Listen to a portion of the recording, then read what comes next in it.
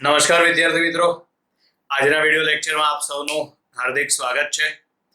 બરાબર, chapter number 5 માં આગળનો ટોપિક છે ચુંબકીય ક્ષેત્ર રેખાઓની લાક્ષણિકતાઓ. બરાબર, તો જેમ આપણે આગળ પહેલા ચેપ્ટરમાં વિદ્યુત ક્ષેત્ર રેખાઓની લાક્ષણિકતા આવી ગઈ, એવી જ રીતે આ ચેપ્ટરમાં ચુંબકીય ક્ષેત્ર રેખાઓની લાક્ષણિકતા ભણવાની છે. બરાબર, મોટા ભાગની લાક્ષણિકતાઓ બંનેની સરખી છે, ખાલી એક જ લાક્ષણિકતા ડિફરન્સ આવે છે. આપણે એમાં વિદ્યુત ક્ષેત્ર રેખાઓની લાક્ષણિકતામાં કીધું હતું કે વિદ્યુત ક્ષેત્ર રેખાઓ બંધ ગાળા રચતી નથી, જ્યારે આમાં આવશે ચુંબકીય ક્ષેત્ર રેખાઓ બંધ ગાળા રચે છે. બાકી બધી લાક્ષણિકતાઓ સરખી. બરાબર, એટલે ચુંબકીય ક્ષેત્ર રેખાઓની લાક્ષણિકતામાં પહેલી છે ચુંબકીય ક્ષેત્ર રેખાઓ બંધ ગાળા રચે છે. ચુંબકના બહારના વિસ્તારમાં ચુંબકીય ક્ષેત્ર એ N થી S, જ્યારે અંદરના વિસ્તારમાં ચુંબકીય ક્ષેત્ર, તો અંદરના વિસ્તારમાં ચુંબકીય ક્ષેત્ર આવશે S થી N. બરાબર, આમાં આકૃતિમાં પણ દોરેલું છે. બહારના વિસ્તારમાં ચુંબકીય ક્ષેત્ર N થી S, જ્યારે અંદરના વિસ્તારમાં ચુંબકીય ક્ષેત્ર S થી N હોય છે. ચુંબકીય ક્ષેત્ર રેખાઓ બંધ ગાળા રચે છે. ચુંબકના બહારના વિસ્તારમાં ચુંબકીય ક્ષેત્ર રેખાઓ N થી S તરફ, જ્યારે ચુંબકના અંદરના વિસ્તારમાં ચુંબકીય ક્ષેત્ર રેખાઓ S થી N તરફ હોય છે. બહારના વિસ્તારમાં ચુંબકીય ક્ષેત્ર રેખાઓ N થી S તરફ, જ્યારે અંદરના વિસ્તારમાં ચુંબકીય ક્ષેત્ર રેખાઓ S થી N તરફ. બરાબર, બીજી લાક્ષણિકતા છે ચુંબકીય ક્ષેત્ર રેખા પરના કોઈ પણ બિંદુ પાસે દોરવામાં આવેલો સ્પર્શક તે બિંદુ પાસે ચુંબકીય ક્ષેત્રની દિશા દર્શાવે છે. બરાબર, ચુંબકીય ક્ષેત્ર રેખા પરના કોઈ પણ બિંદુ પાસે દોરવામાં આવતો સ્પર્શક તે બિંદુ પાસે ચુંબકીય ક્ષેત્રની દિશા દર્શાવે છે. ક્લિયર? ચલો હવે ત્યાર પછી આગળ છે ત્રીજી લાક્ષણિકતા, બે ચુંબકીય ક્ષેત્ર રેખાઓ કદાપી એકબીજાને છેદતી નથી. જો બે ચુંબકીય ક્ષેત્ર રેખાઓ એકબીજાને છેદે તો છેદન બિંદુ પાસે આપણને કેટલા સ્પર્શક મળશે? 2. હવે ઉપર બીજી લાક્ષણિકતામાં લખ્યું એ પ્રમાણે સ્પર્શક ચુંબકીય ક્ષેત્રની દિશા દર્શાવે છે. 2 સ્પર્શક મળે એનો મતલબ કે છેદન બિંદુ પાસે ચુંબકીય ક્ષેત્રને 2 દિશાઓ હશે. એક જ બિંદુ પાસે ચુંબકીય ક્ષેત્રને ક્યારેય પણ 2 દિશાઓ હોઈ શકે નહીં, એટલે આ વસ્તુ ખોટી. બરાબર, એટલે 2 ચુંબકીય ક્ષેત્ર રેખાઓ કદાપી એકબીજાને છેદતી નથી. જો તે છેદે તો છેદન બિંદુ પાસે ચુંબકીય ક્ષેત્રને 2 દિશાઓ મળે છે, જે શક્ય નથી. એક જ બિંદુ પાસે 2 દિશાઓ હોઈ શકે નહીં. પછી આગળ છે એકમ ક્ષેત્રફળમાંથી પસાર થતી ચુંબકીય ક્ષેત્ર રેખાઓ વધુ તેમ ચુંબકીય ક્ષેત્ર પ્રબળ. જેમ વધારે ચુંબકીય ક્ષેત્ર રેખાઓ પસાર થાય એમ ચુંબકીય ક્ષેત્ર વધુ પ્રબળ છે તેમ સમજવું. 4 લાક્ષણિકતા છે. એમાં પહેલી લાક્ષણિકતા ચુંબકીય ક્ષેત્ર રેખાઓ બંધ ગાળા રચે છે. ચુંબકના બહારના વિસ્તારમાં ચુંબકીય ક્ષેત્ર રેખાઓ N થી S તરફ, જ્યારે અંદરના વિસ્તારમાં ચુંબકીય ક્ષેત્ર રેખાઓ S થી N તરફ. પહેલી લાક્ષણિકતા થઈ. પછી બીજી લાક્ષણિકતા છે ચુંબકીય ક્ષેત્ર રેખા પરના કોઈ પણ બિંદુ પાસે દોરવામાં આવેલો સ્પર્શક તે બિંદુ પાસે ચુંબકીય ક્ષેત્રની દિશા દર્શાવે છે. બીજી લાક્ષણિકતા પૂરી. ત્રીજી લાક્ષણિકતા, બે ચુંબકીય ક્ષેત્ર રેખાઓ કદાપી એકબીજાને છેદતી નથી. જો ચુંબકીય ક્ષેત્ર રેખાઓ એકબીજાને છેદે તો છેદન બિંદુ પાસે 2 સ્પર્શક મળે. એનો મતલબ એમ થાય કે છેદન બિંદુ પાસે ચુંબકીય ક્ષેત્રને 2 દિશાઓ હશે. એક જ બિંદુ પાસે ચુંબકીય ક્ષેત્રને 2 દિશા હોઈ શકે નહીં, એટલે કે 2 ચુંબકીય ક્ષેત્ર રેખા એકબીજાને છેદતી નથી. પછી આગળ ચોથી લાક્ષણિકતા છે એકમ ક્ષેત્રફળમાંથી પસાર થતી ચુંબકીય ક્ષેત્ર રેખાઓની સંખ્યા ચુંબકીય ક્ષેત્રની તીવ્રતાનું માપ આપે છે. બરાબર, એકમ ક્ષેત્રફળમાંથી પસાર થતી ચુંબકીય ક્ષેત્ર રેખાઓ વધુ તેમ ચુંબકીય ક્ષેત્ર પ્રવાહ. ક્લિયર છે? ચલો હવે આગળની થિયરી છે સોલેનોઇડને સમતુલ્ય રૂપે ગજ્યો ચુંબક. બરાબર, અથવા તો છે પરિમિત લંબાઈના સોલેનોઇડની અક્ષ પરના બિંદુએ ચુંબકીય ક્ષેત્રની ગણતરી કરો. એટલે આપણે આ પરિમિત લંબાઈનો સોલેનોઇડ બતાવેલો છે. સોલેનોઇડની લંબાઈ 2l છે અને સોલેનોઇડની ત્રિજ્યા a છે.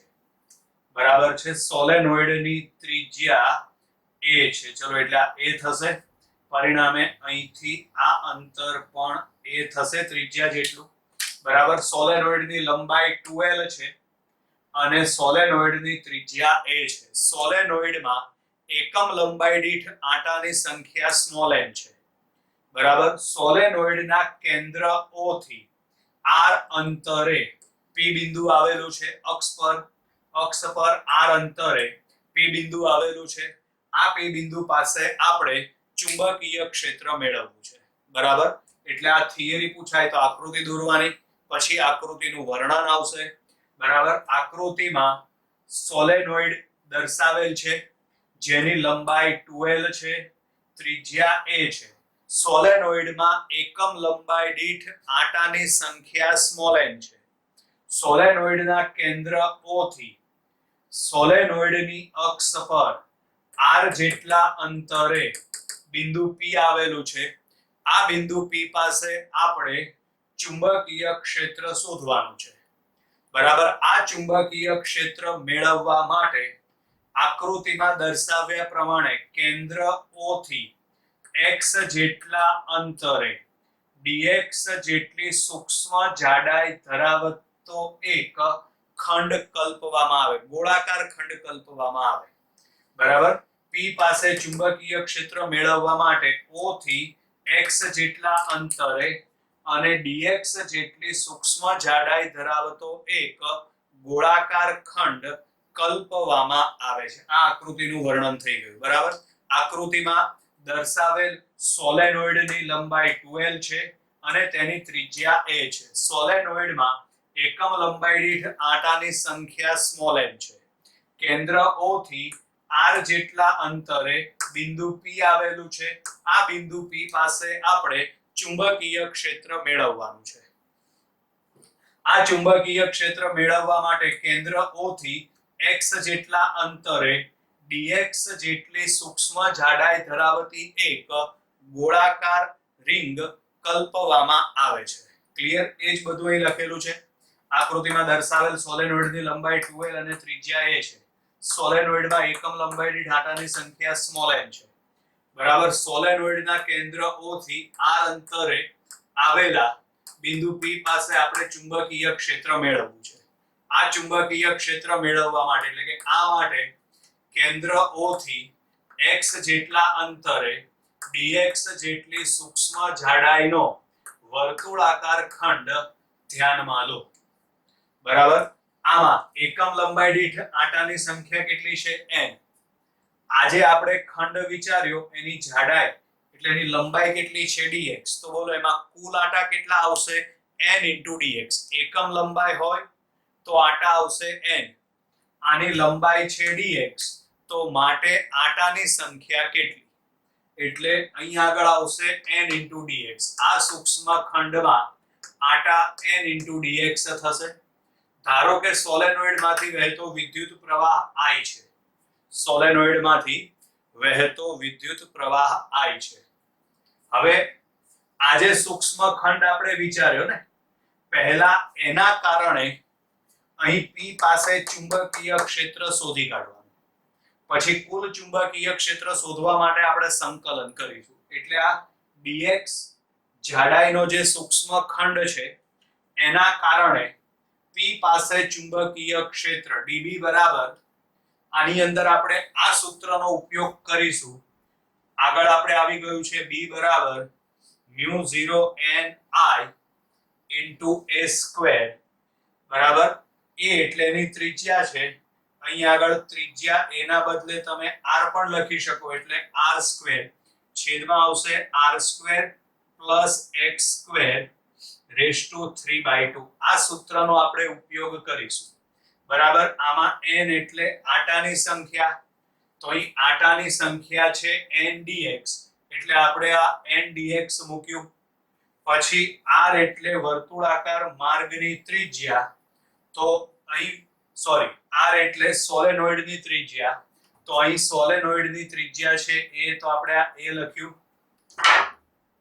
બરાબર પછી અહીં આગળ r એટલે ત્રિજ્યા તો આમાં a એટલે ત્રિજ્યા આવી ગઈ હવે છે x² બરાબર છે x² એટલે એનું અંતર તો અહીં અંતર થશે r - x કારણ કે આ સૂક્ષ્મ જાડાઈ ધરાવતી જે રિંગ છે અથવા તો જે નળાકાર છે ત્યાંથી આનું અંતર કેટલું થાય તો એ થશે r - x બરાબર એટલે આ જ સૂત્રનો ઉપયોગ આપણે અહીં કરેલો છે μ0 ni r² છેદમાં r² + x² rays two 3/2 n એટલે આટાની સંખ્યા તો અહીં આટાની સંખ્યા છે n dx એટલે એ લખી પછી r એટલે સોલેનોઇડની ત્રિજ્યા તો અહીં સોલેનોઇડની ત્રિજ્યા છે a એટલે a² લખ્યો એવી રીતે છેદમાં r એટલે સોલેનોઇડની ત્રિજ્યા તો અહીં આગળ આપણે લખ્યું a² પછી છે x² x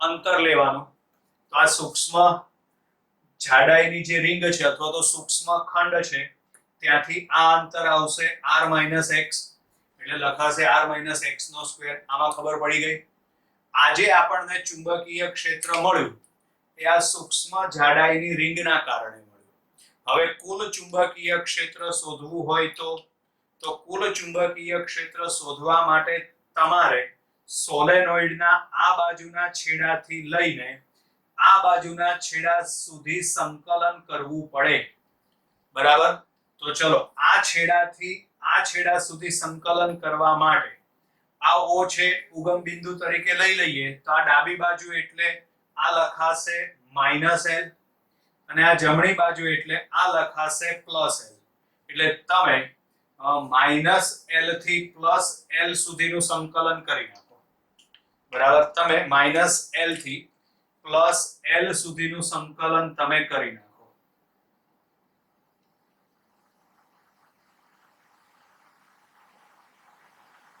બરાબર ચલો એટલે અહીંયા આગળ -l થી +l સુધી સંકલન જે પદ અચળ હોય એ સંકલનમાંથી બહાર નીકળી જાય તો આમાં μ0 n I a² μ0 n I a² અને છેદમાંથી બે અચળ છે બહાર નીકળી ગયા ઉપર બાકી વધે dx અને છેદમાં આ આખું પદ બાકી વધે લખી નાખ્યું આપણે આ પરંતુ આપણે અહીં આગળ આજે r અંતર લેવાનું છે ને બહુ મોટું લેવાનું છે કોની સરખામણીમાં તો કે ત્રિજ્યાની સરખામણીમાં અને l ની સરખામણીમાં અથવા તો બીજી રીતે કહીએ તો આપણે જે સોલેનોઇડ વિચારવાનો છે એ બહુ નાનો વિચારવાનો છે બરાબર એટલે અહીં આગળ આવશે r very very greater than a અને r very very greater than l બરાબર પરિણામે અહીં આગળ આપણે જો સાદુરૂપ આપીએ તો તમે અહીં આગળ x અને a² ને અવગણી નાખો બરાબર તો બાકી વધશે r નો ઘન r³ એટલે છેદમાં તમારે લખવાનું થશે r³ એ અચળ છે એટલે સંકલનમાંથી બહાર નીકળી જાય તો અહીં છેદમાં લખ્યો r³ સોરી અહીં બધી જગ્યાએ r³ આવશે સ્ક્વેર લખાઈ ગયો છે ભૂલમાંથી અહીં બધી જગ્યાએ r³ આવશે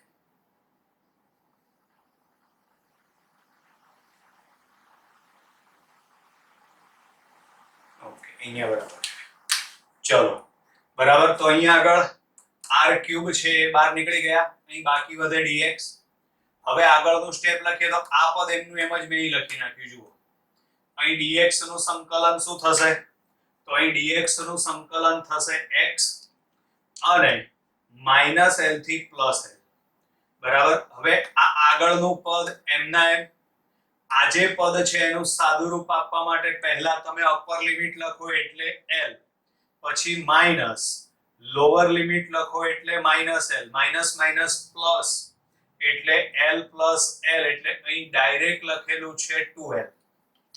બરાબર. હવે આગળ આ 2l અને આ n, 2l into n, 2l એ શું છે? સોલેનોઇડ ની લંબાઈ, અને n એ શું છે? એકમ લંબાઈ દીઠ આંટાની સંખ્યા. તો 2l into n એટલે કુલ આંટા થશે. તો આના બરાબર 2l અને n, આના બરાબર તમે લખી નાખો કેપિટલ N. સમજજો ધ્યાનથી. બરાબર. એટલે જુઓ આ μ0 m ના m, પછી આ n અને આ 2l, એના બરાબર આવી ગયા કુલ આંટાની સંખ્યા n. પછી આ i, તો અહીં આગળ i બરાબર આ a સ્ક્વેર છે એને મેં અહીં લખ્યા, છેદમાં 2r³ છે તો 2r³ લખ્યા, પાઈ વડે ગુણો અને પાઈ વડે ભાગો. કપી પડી ગઈ કે નહીં આની અંદર? બરાબર. ફરીથી સમજો. આપણે અહીં આગળ આ જે ચુંબકીય ક્ષેત્ર dB નું સૂત્ર લખ્યું, એ સૂત્ર આપણે આગળ ચોથા ચેપ્ટરમાં ભણી ગયા છીએ એના ઉપરથી લખી નાખ્યું. બરાબર છે. પછી કુલ ચુંબકીય ક્ષેત્ર શોધવા માટે સોલેનોઇડના આ છેડાથી લઈને તમારે બીજા છેડા સુધી સંકલન કરવું પડે. બરાબર છે. એટલે આ બાજુનો છેડો -l, આ બાજુનો છેડો +l, એટલે તમે -l થી +l સુધી સંકલન કરો. જે પદ અચળ હોય એ સંકલનમાંથી બહાર મૂકી દો. હવે અહીં છેદનું સાદુરૂપ આપવા માટે r very very greater than a અને r very very greater than l માટે આ જે છેદનું પદ છે એમાં નિયરલી ઇક્વલ ટુ r³ લખાશે. એટલે આ જે છેદનું પદ છે એના બદલે તમે r³ લખી નાખો. r³ અચળ એટલે એ સંકલનમાંથી બહાર નીકળી જાય, એટલે એ ખાલી બાકી વધે dx. ચલો આ dx નું સંકલન x, બાકીનું પદ તો એમનું એમ જ આવશે. આ dx નું સંકલન x થશે -l થી +l. આનું સાદુરૂપ આપો એટલે 2l આ પ્રમાણે. બરાબર. હવે આમાં 2l into n, 2l એટલે સોલેનોઇડ ની લંબાઈ, n એટલે એકમ લંબાઈ દીઠ આંટાની સંખ્યા. બંનેનો ગુણાકાર કરો એટલે કુલ આંટા n આવશે. બરાબર. એકમ લંબાઈ દીઠ આંટાની સંખ્યા એટલે સ્મોલ n બરાબર આવું આવે. કુલ આંટા, એકમ લંબાઈ દીઠ આંટાની સંખ્યા n બરાબર આવું આવશે. કુલ આંટા છેદમાં એની લંબાઈ. આ લંબાઈ આપણને 2l આપેલી છે.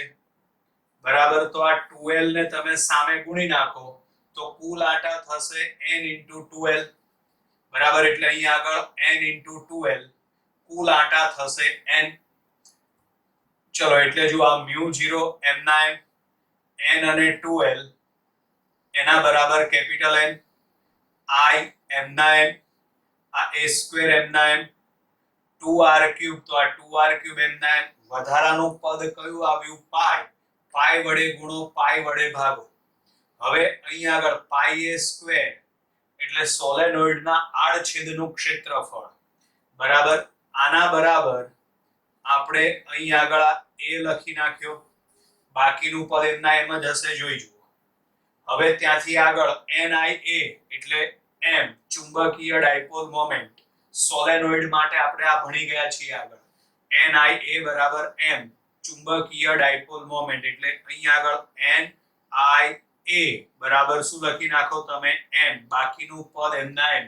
2 વડે ગુણો, 2 વડે ભાગો અચળાંક સેટ કરવા માટે. એટલે ચુંબકીય ક્ષેત્રનું સૂત્ર આવશે B બરાબર μ0/4π 2m/r³. બરાબર. આ ચુંબકીય ક્ષેત્રનું સૂત્ર થઈ ગયું. અક્ષ પર r અંતરે ચુંબકીય ક્ષેત્ર શોધવા માટેનું સૂત્ર. અક્ષ પર r અંતરે ચુંબકીય ક્ષેત્ર શોધવા માટેનું સૂત્ર B બરાબર μ0/4π 2m/r³. ક્લિયર વિદ્યાર્થી મિત્રો? અહીં આગળ આપણે આ વિડિયો પૂર્ણ કરીએ છીએ. Bye bye.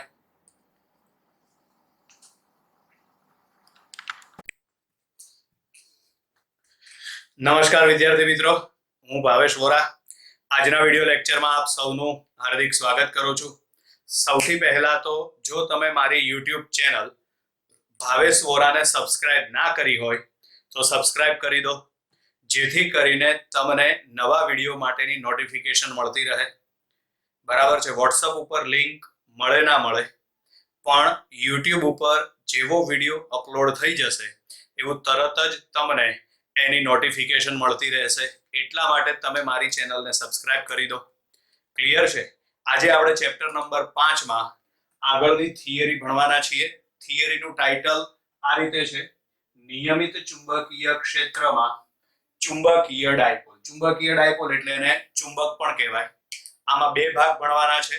એમાં પહેલા આપણે આવર્તકાળનું સૂત્ર મેળવવાનું છે અને પછી આપણે સ્થિતિ ઊર્જાનું સૂત્ર મેળવવાનું છે.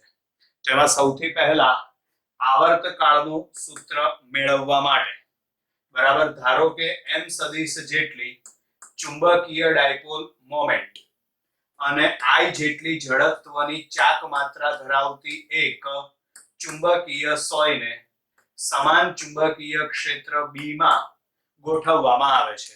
m સદિશ જેટલી ચુંબકીય ડાયપોલ મોમેન્ટ અને I જેટલી જડત્વની ચાક માત્રા ધરાવતી ચુંબકીય સોયને સમાન ચુંબકીય ક્ષેત્ર B માં ગોઠવવામાં આવે છે. બરાબર. પરિણામે આ ચુંબકીય સોય પર લાગતું ટોર્ક, આ સૂત્ર આપણે આગળ આવી ગયું છે. ટોર્ક ટાઉ સદિશ બરાબર m સદિશ ક્રોસ b સદિશ. હવે અહીં આગળ વચ્ચે ક્રોસ ગુણાકાર છે ને, ક્રોસ ગુણાકાર એટલે sin થીટા આવશે. માટે ટાઉ બરાબર mb sin થીટા. આપણે માત્ર મૂલ્ય લખેલું છે એટલે દિશા દર્શાવેલી નથી, એકમ સદિશ દર્શાવેલો નથી. કારણ કે એકમ સદિશનો ઉપયોગ શેના માટે થાય? દિશા દર્શાવવા માટે. એકમ સદિશ આપણે દર્શાવેલો નથી એટલે માત્ર આપણે મૂલ્ય જ દર્શાવેલું છે. ટોર્ક ટાઉ સદિશ બરાબર m સદિશ ક્રોસ b સદિશ. ક્રોસ ગુણાકાર એટલે sin વિધેય આવે. ટોર્ક ટાઉ બરાબર mb sin થીટા. ક્લિયર છે? અહીં આગળ આ જે ટોર્ક છે એ ટોર્ક પુનઃસ્થાપક ટોર્ક. કઈ રીતે? તો એનું કારણ કે આપણે ચુંબકીય સોયને એટલે કે ચુંબકને કોણાવર્તન આપીએ થીટા જેટલું, તો આ ચુંબકીય સોય અથવા તો ચુંબક એ પોતાની મૂળ અવસ્થા પાછી પ્રાપ્ત કરે આ ટોર્કના કારણે. પરિણામે આ ટોર્કને પુનઃસ્થાપક ટોર્ક કહેવાય. ફરીથી સમજો, ચુંબકીય સોય અથવા તો ચુંબક એની સમતોલન અવસ્થામાં છે, બરાબર છે. એમાંથી આપણે એને થીટા જેટલું સ્થાનાંતર આપીએ, બરાબર છે. પરિણામે એના ઉપર ટોર્ક લાગશે. આ ટોર્કના કારણે આ ચુંબકીય સોય પોતાની મૂળ અવસ્થા પાછી પ્રાપ્ત કરશે અને પોતાની મૂળ અવસ્થા પાછી પ્રાપ્ત કરે એટલે એને કહેવાય પુનઃસ્થાપક ટોર્ક. પુનઃ એટલે ફરીથી, સ્થાપક એટલે એનું સ્થાપન કરવું, એટલે ફરીથી સ્થાપન કરનારું ટોર્ક. ફરીથી એટલે કે મૂળ અવસ્થામાં પાછું લઈ જનારું ટોર્ક, બરાબર. એને કહેવાશે પુનઃસ્થાપક ટોર્ક. ટાઉ એ પુનઃસ્થાપક ટોર્ક છે અને થીટા, તો થીટા m અને b વચ્ચેનો ખૂણો છે, બરાબર છે. ચલો હવે અહીં સમતોલન અવસ્થા માટે, તો સમતોલન અવસ્થા માટે ટોર્ક ટાઉ બરાબર શું લખાશે? I alpha. અહીં આગળ કઈ નિશાની આવશે? માઈનસ નિશાની. કારણ કે આ ટોર્ક કોણીય સ્થાનાંતરની કઈ દિશામાં લાગશે? વિરુદ્ધ દિશામાં. કોણીય સ્થાનાંતર જે દિશામાં કરાવ્યું હશે એનાથી વિરુદ્ધ દિશામાં આ ટોર્ક લાગે. એના કારણે જ તો ચુંબકીય ડાયપોલ ફરીથી પોતાની મૂળ અવસ્થા પાછી પ્રાપ્ત કરે, બરાબર. એટલે અહીં આગળ આથી સમતોલન અવસ્થા માટે I આલ્ફા બરાબર માઈનસ mb sin થીટા થશે, બરાબર. ઋણ નિશાની વિરુદ્ધ દિશા માટે આવે છે. ચલો અહીં આગળ I m ના m આલ્ફા એટલે કોણીય પ્રવેગ.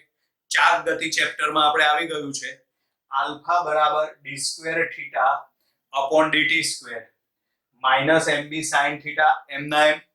ધારો કે અહીં થીટા એટલે કે કોણીય સ્થાનાંતર બહુ નાનું છે, તો નાના કોણીય સ્થાનાંતર માટે થીટાનું મૂલ્ય નાનું હોય તો sin theta nearly equal to theta થશે.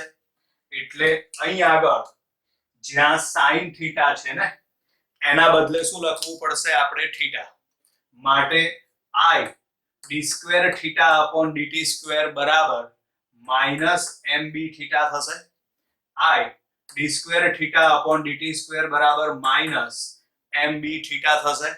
I એટલે જડત્વની ચાક માત્રા એને તમે છેદમાં લઈ જાઓ માટે d square theta upon dt square એટલે અહીં સ્ક્વેર કરવાનો રહી ગયો છે સ્ક્વેર બરાબર minus mb upon i into theta બરાબર આ સમીકરણ સરળ આવર્ત ગતિના વિકલ સમીકરણ જેવું છે આ સમીકરણ સરળ આવર્ત ગતિના વિકલ સમીકરણ જેવું છે વિકલ સમીકરણ કયું છે d2y dt2 બરાબર minus omega square into y દોલનો ચેપ્ટરમાં આ સમીકરણ આપણે આવી ગયું આ બંનેને એકબીજા સાથે આપણે સરખાવીએ તો અહીં આગળ ઓમેગા સ્ક્વેર છે તો આ સમીકરણમાં mb અપોન i આવે છે અહીં ઓમેગા સ્ક્વેર છે તો આમાં mb અપોન i આવે છે માટે ઓમેગા સ્ક્વેર બરાબર mb અપોન i વર્ગમૂળ લઈ લો બે બાજુ એટલે ઓમેગા બરાબર વર્ગમૂળમાં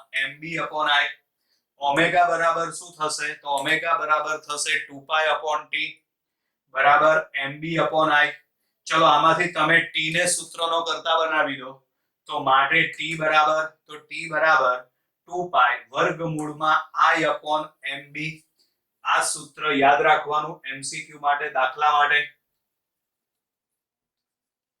ચલો હવે ત્યાર પછી આગળ થિયરીનો બીજો ભાગ એમાં સ્થિતિ ઊર્જા શોધવાની છે બરાબર ચુંબકીય ડાયપોલ એટલે કે ચુંબકને તેની સમતોલન અવસ્થામાંથી થીટા જેટલું સ્થાનાંતર આપવા માટે જે કાર્ય કરવું પડે એ કાર્ય ચુંબકમાં સ્થિતિ ઊર્જા સ્વરૂપે સંગ્રહ પામે આ વસ્તુ યાદ રાખવાની બરાબર છે એટલે ચુંબકીય સોયને થીટા જેટલું કોણીય સ્થાનાંતર આપવામાં આવે છે બરાબર છે આ થીટા જેટલું કોણીય સ્થાનાંતર આપવા માટે જે કાર્ય કરવું પડે થીટા જેટલું કોણીય સ્થાનાંતર આપવા માટે આપણે જે કાર્ય કરવું પડે એ કાર્ય ઊર્જામાં સંગ્રહ પામે છે આ કાર્ય ઊર્જામાં સંગ્રહ પામે છે એટલે d થીટા જેટલું સૂક્ષ્મ કોણીય સ્થાનાંતર આપવા માટે કરવું પડતું કાર્ય તો કાર્યનું સૂત્ર dw બરાબર ટાઉ ઇન્ટુ d થીટા બરાબર છે આ સૂત્ર આવી ગયું છે આગળ આપણે ચાપ ગતિમાં w બરાબર ટાઉ ઇન્ટુ થીટા બરાબર એટલે d થીટા જેટલું સૂક્ષ્મ કોણીય સ્થાનાંતર આપવા માટે કરવું પડતું કાર્ય dw બરાબર ટાઉ ઇન્ટુ d થીટા આપણે ટોટલ કેટલું સ્થાનાંતર આપવાનું છે થીટા તો તમે સંકલન કરી નાખો કુલ કાર્ય શોધવા માટે એટલે w બરાબર સંકલનમાં ટાઉ ઇન્ટુ d થીટા હવે આ સમીકરણમાં સાદું રૂપ આપ્યું આપણે અહીં સુધી હજી આગળ બાકી છે બરાબર તો તમને એવો પ્રશ્ન થવો જોઈએ કે આમાં સંકલન શું કામ કર્યું ભાઈ સંકલન કર્યા વગર ડાયરેક્ટ w બરાબર ટાઉ ઇન્ટુ થીટા ટાઉ ની કિંમત આપણે મૂકી દઈએ તો ના ચાલે બરાબર આવો પ્રશ્ન તમને થવો જોઈએ મગજમાં બરાબર ના ચાલે શું કામ તો એનું કારણ કે આમાં કાર્યનું સૂત્ર શું આવે છે w બરાબર ટાઉ ઇન્ટુ થીટા આ સૂત્ર તમે ત્યારે લાગુ પાડી શકો કે જ્યારે ટોર્ક અચળ જળવાઈ રહેતું હોય બરાબર છે પણ અહીં આગળ આપણા કિસ્સામાં ટોર્ક અચળ નથી એનું કારણ કે ટોર્કનું સૂત્ર છે mb sin થીટા જેમ થીટા બદલાતો જશે એમ ટોર્કનું મૂલ્ય બદલાતું જશે પરિણામે કાર્ય બદલાતું જશે જેથી અહીં આપણે કાર્ય સીધું મેળવી શકતા નથી પરિણામે પહેલા આપણે d થીટા જેટલા સૂક્ષ્મ કોણીય સ્થાનાંતર માટે ગણતરી કરવી પડે બરાબર એટલે d થીટા જેટલા સૂક્ષ્મ કોણીય સ્થાનાંતર માટે પહેલા ગણતરી કરી તો આ માટે કરવું પડતું કાર્ય dw બરાબર ટાઉ ઇન્ટુ d થીટા હવે કુલ કાર્ય શોધવા માટે તમે સંકલન કરો એટલે સંકલન ટાઉ ઇન્ટુ d થીટા અહીં આગળ તમે હવે ટાઉ ની કિંમત મૂકી દો mb sin થીટા આ d થીટા એમના એમ આમાં mb અચળ છે એટલે સંકલનમાંથી બહાર sin થીટા d થીટા એમના એમ ચલો sin નું સંકલન શું થશે માઈનસ cos આ માઈનસ નિશાની બહાર મૂકી દીધી એટલે w બરાબર માઈનસ mb cos થીટા થશે બરાબર અહીં કયું વિધેય આપેલું છે cos વિધેય એટલે ડોટ ગુણાકાર તો માટે માઈનસ m સદિશ ડોટ b સદિશ થશે બરાબર કરવું પડતું કાર્ય W બરાબર માઇનસ m સદિશ ડોટ b સદિશ થશે બરાબર છે આ કાર્ય હમણાં આગળ કીધું એ પ્રમાણે સ્થિતિ ઊર્જા સ્વરૂપે સંગ્રહ પામે છે માટે સ્થિતિ ઊર્જા U બરાબર માઇનસ m સદિશ ડોટ b સદિશ માઇનસ m સદિશ ડોટ b સદિશ હવે નીચેની આ બે જે અવસ્થા છે ને આ બે અવસ્થા આ તમારે MCQ માટે દાખલા માટે યાદ રાખવાની કે મહત્તમ સ્થાયી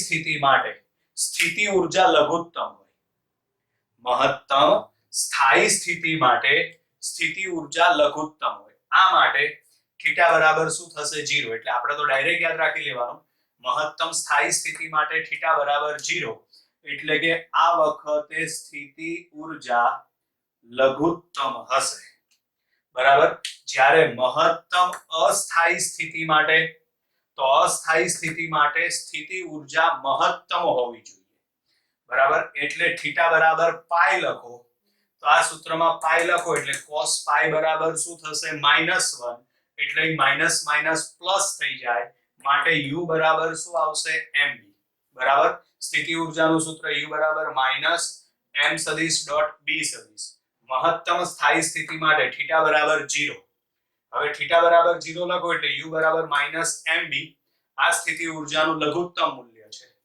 જ્યારે મહત્તમ અસ્થાયી સ્થિતિ માટે થીટા બરાબર પાઈ આવશે થીટા બરાબર પાઈ આમાં લખો એટલે cos પાઈ બરાબર શું થશે -1 આ માઈનસ માઈનસ પ્લસ થઈ જાય એટલે u બરાબર mb આ સ્થિતિ ઊર્જાનું મહત્તમ મૂલ્ય છે ક્લિયર ચલો હવે દાખલો ગણી કાઢીએ આપણે ઉદાહરણ 5.1 એમાં છે આકૃતિમાં દર્શાવેલ ચુંબકીય સોય ઓહો આકૃતિ દોરવાની રહી ગઈ છે પણ બહુ સહેલી છે બહુ ચિંતા નહીં કરવાની બરાબર છે આ રીતે આમ ચુંબકીય સોય છે સોરી આ ચુંબકીય ક્ષેત્ર છે એની અંદર ધારો કે આપણે આ રીતે આમ ચુંબકીય સોય ગોઠવેલી છે બરાબર જેમાં આ બાજુ કયો છેડો છે S અને અહીં આગળ છે N છેડો બરાબર આનો ખૂણો અહીં આગળ આ થીટા માપનો છે હવે જોઈએ આગળ શું આપેલું છે તો એમાં જડત્વની ચાક માત્રા સોરી ચુંબકીય ચાક માત્રા એટલે m આપેલ છે 6.7 ગુણ્યા 10⁻2 ઘાત એમ્પિયર ઇન્ટુ મીટર સ્ક્વેર જડત્વની ચાક માત્રા આપી છે I બરાબર 7.5 ગુણ્યા 10⁻6 ઘાત કિલોગ્રામ ઇન્ટુ મીટર સ્ક્વેર બરાબર તે 6.70 સેકન્ડમાં 10 દોલન પૂર્ણ કરે છે કુલ સમય t બરાબર 6.70 સેકન્ડમાં number of oscillation n is equal to 10 એટલે કે 10 દોલન પૂર્ણ કરે છે તો ચુંબકીય ક્ષેત્રનું મૂલ્ય કેટલું બરાબર તો ચુંબકીય ક્ષેત્રનું મૂલ્ય શોધવા માટે તમને જે વસ્તુ આપી છે એ નક્કી કરો I આપેલ છે m આપેલ છે b શોધવાનો છે અને આના ઉપરથી આપણે આવર્તકાળ શોધી શકીએ બરાબર આવર્તકાળ t